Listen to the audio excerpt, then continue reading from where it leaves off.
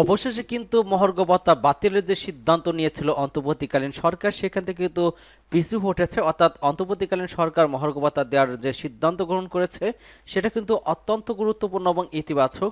আপনারা ইতিমধ্যে দেখতে পাচ্ছেন স্ক্রিনে, নম পে স্কেল এবং মহার্ঘ ভাতার দাবি সমাধানের আশ্বাস। এবং আরেকটি সংবাদ থাকবে, সেটা হচ্ছে যে জাতীয়করণের দাবি এবং প্রজ্ঞাপন ছাড়া রাজপথ ছাড়বে না এমপিভুক্ত শিক্ষকেরা। 18 ফেব্রুয়ারি 2025-এ প্রকাশিত, আপনারা দেখতে পাচ্ছেন। তো চলে যাচ্ছে মূল আলোচনা। তবে আমাদের এই নতুন পরিবারে যারা নতুন সদস্য হিসেবে আছেন, তারা চ্যানেলটি সাবস্ক্রাইব করে আমাদের সঙ্গেই থাকুন। তো চলুন মূল আলোচনায়। এখানে বলা হচ্ছে যে 50% মহার্ঘ ভাতা এবং নম পে স্কেল বাস্তবায়ন সহ 7 দফার দাবিতে কিন্তু আন্দোলনরত সরকারি চাকরিজীবী ঐক্য পরিষদের নেতাদের দাবি দ্রুত সময়ের মধ্যে সমাধানের আশ্বাস দেওয়া হয়েছে। এবং গতকাল 15 সদস্য একটি প্রতিনিধি দল প্রধান উপদেষ্টার কাছে স্মারকলিপি দিতে যান। তখন প্রধান উপদেষ্টা ব্যস্ত থাকায় তার হয়ে সহকারী একান্ত সচিব সাব্বির আহমেদ তাদের এই আশ্বাস দেন। ঐক্য পরিষদের নেতাদের সাব্বির আহমেদ বলেন, আপনাদের অনেক দুঃখ কষ্ট আছে, সেগুলো আমি দেখছি। সেগুলোর মধ্যে অগ্রাধিকার দাবিগুলো দ্রুত সময়ে সমাধানের জন্য সংশ্লিষ্ট কর্তৃপক্ষের কাছে পাঠিয়ে দেব। প্রধান উপদেষ্টার এপিএস সাব্বির আহমেদ গণমাধ্যমকে বলেছেন, 11 থেকে 20তম গ্রেডের কর্মকর্তা কর্মচারীদের একটি প্রতিনিধি দল প্রধান উপদেষ্টার কাছে স্মারকলিপি দিতে এসেছিল। তিনি রাষ্ট্রীয় কাজে ব্যস্ত থাকায় আমি তাদের সঙ্গে কথা বলে তাদের দাবি দেওয়া দ্রুত সময়ের মধ্যে সমাধান করতে সংশ্লিষ্ট মন্ত্রীর কাছে পাঠিয়ে দিয়েছি। প্রধান উপদেষ্টা তাদের দাবির বিষয়ে কনসার্ন।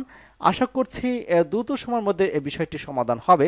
এবং বাংলাদেশ সরকারি কর্মচারী উন্নয়ন পরিষদের সাধারণ সম্পাদক ঐক্য পরিষদের সমন্বয়ক আসাদুল ইসলাম বলেছেন, 2015 সালে সর্বশেষ যে পে স্কেল দেওয়া হয়েছিল, এরপর কিন্তু আর কোনো পে স্কেল দেওয়া হয়নি এবং প্রতি 4 বছর পর পর কিন্তু স্কেল দেওয়ার কথা থাকলে সেটি আর হয়ে ওঠেনি।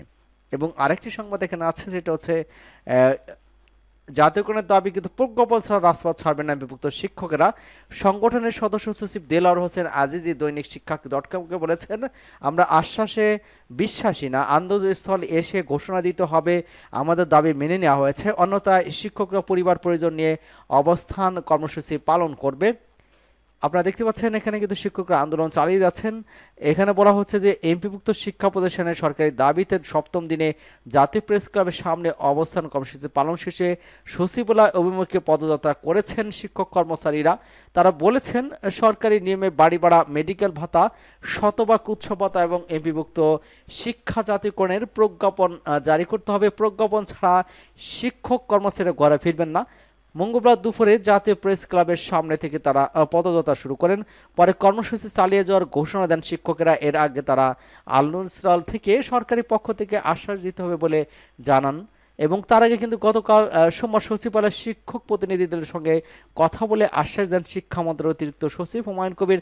তবে শিক্ষকরা বলেছেন যে আন্দোলনস্থলে এসে সরকারের পক্ষ থেকে কোনো ঘোষণা দিতে হবে। এবং এর আগে কিন্তু গত 12 ফেব্রুয়ারি থেকে এমপিভুক্ত শিক্ষক জাতীয়করণের প্রত্যাশী জোট ঘোষিত ওই কর্মসূচিতে দেশের বিভিন্ন প্রান্ত থেকে শিক্ষকরা অবস্থান নিয়েছেন।